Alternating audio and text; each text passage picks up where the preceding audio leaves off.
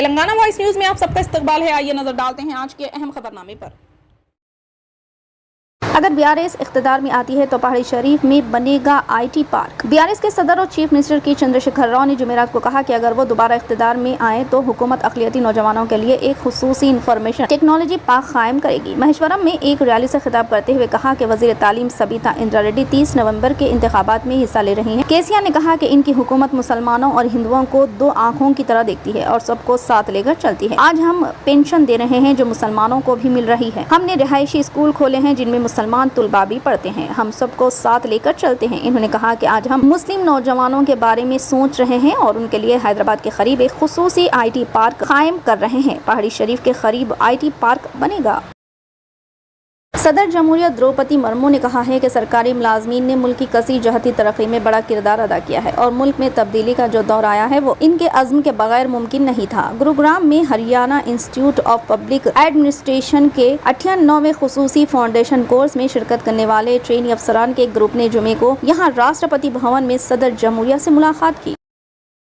راجستھان میں ہفتے کو 199 اسمبلی حلقوں کے لیے صبح 9:30 بجے تک 9.77% پولنگ ہوئی. الیکشن کمیشن نے بتایا. حکمراں کانگریس اور BJP سمیت بڑی سیاسی جماعتوں کے کئی دنوں کی زبردست مہم کے بعد ہفتے کی صبح 7 بجے ووٹنگ شروع ہوئی. تاہم کرن پور اسمبلی حلقے کی پولنگ کانگریس امیدوار گرمیت سنگھ کنار کی موت کے بعد ملتوی کر دی گئی. ہفتے کو پولنگ کا عمل شروع ہوتے ہی اپنے بوتھ کے باہر قطار میں کھڑی ووٹر شام 6 بجے تک اپنا ووٹ ڈال سکتے ہیں. پولنگ حکام نے خبر عظیم مطلع کیا کہ پرامن اور منصفانہ انتخابات کو یقینی بنانے کے لیے سیکیورٹی کے خاطر خواہ انتظامات کیے گئے ہیں. ایک اہلکار نے بتایا کہ پرامن ووٹنگ کو یقینی بنانے کے لیے کل 1,02,290 سیکیورٹی اہلکاروں کو تعینات کیا گیا ہے. ووٹوں کی گنتی 3 دسمبر کو مقرر کی گئی ہے.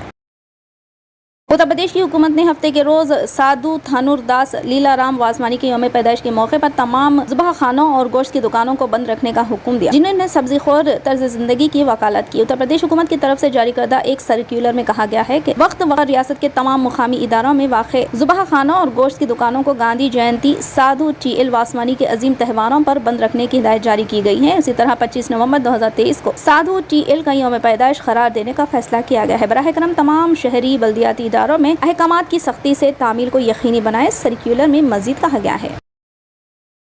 تھائی لینڈ میں ورلڈ ہندو کانگریس 2023 میں اپنی افتتاحی خطاب میں RSS کے سربراہ موہن بھگوت نے کہا دنیا ایک خاندان ہے اور ہم ایک کو آریہ بنائیں گے جو کہ ثقافت ہے. خوشی کے تمام ذرائع پر قبضہ کرنے کے لیے لوگ لڑنے اور ایک دوسرے پر غلبہ حاصل کرنے کی کوشش کرتے ہیں. ہم نے اس کا تجربہ کیا ہے. اس کے بعد انہوں نے مزید کہا آج کی دنیا اب ٹھوکر کھا رہی ہے. 2000 سالوں سے انہوں نے خوشی اور سکون لانے کے لیے بہت سے تجربات کیے ہیں. مادیت، اشتراکیت اور سرمایہ داری کو آزمایا ہے. عوام نے مختلف مذاہب کو آزمایا ہے لیکن کوئی اطمینان نہیں ہے. اب خاص طور پر کووڈ کی مدت کے بعد عوام نے دوبارہ سوچنا شروع کر دیا ہے اور ایسا لگتا ہے کہ وہ یہ سوچنے پر متفق ہیں کہ بھارت راستہ فراہم کرے گا کیونکہ بھارت میں وہ روایت بھارت پہلے بھی ایسا کر چکا ہے اور ہمارے معاشرے اور ہمارے قوموں کی پیدائش بھی اسی مقصد کے لیے ہے.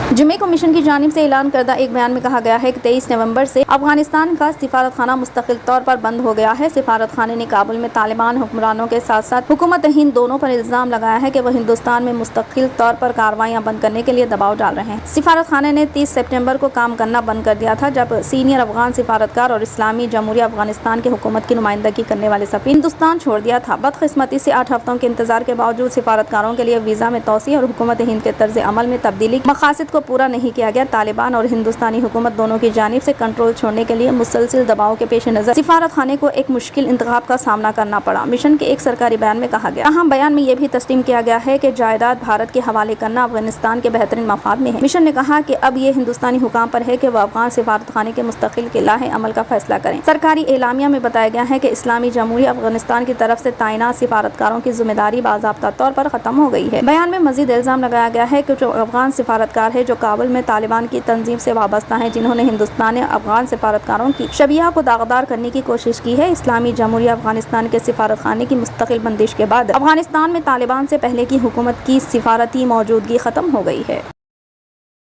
فی الحال کے لیے اس خبرنامے میں بس اتنا ہی. دیکھنے کے لیے آپ کا بہت بہت شکریہ. اگر آپ نئے ہیں اس چینل پر تو سبسکرائب ضرور کر لیں اور بیل آئیکن کو دبا لیں تاکہ ہماری ہر خبر آپ تک پہلے ملے.